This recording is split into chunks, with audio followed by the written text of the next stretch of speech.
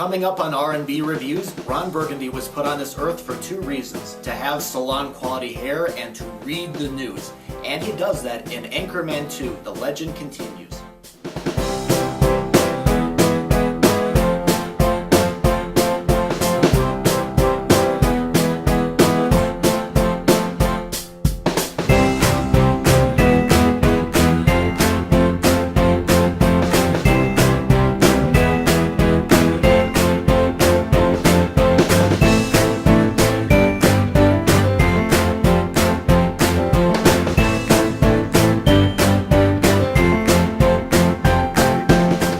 Burgundy, the egocentric news anchor, is chosen to headline the beginning of a 24-hour news channel, GNN.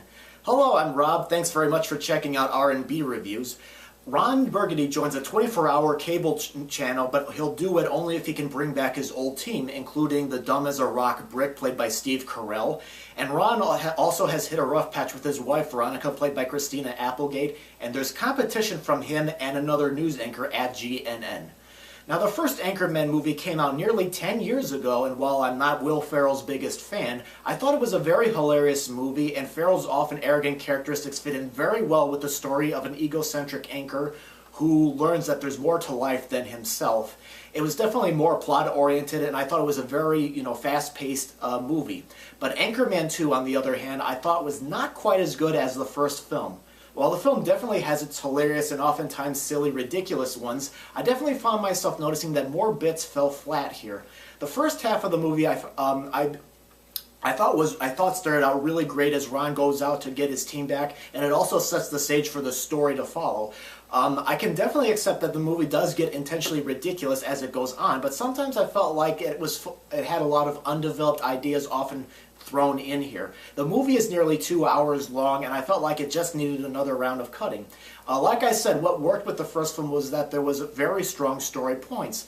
Here, I felt like there was a lot of things that were a lot of story just to throw in. Like, for example, as I mentioned, there's the rivalry between Ron and another anchor.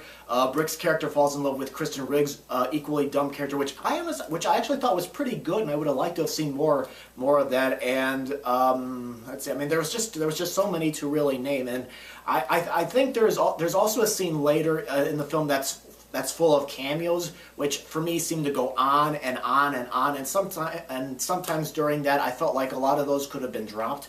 But I did like the satirical points of the film. For example, when the network is struggling to keep going 24 hours a day, the team starts to pick stories to target certain people, kind of like the Fox and CNN channels. So I thought it definitely made good points about the news today, as well as cable channels, targeting specific audience members.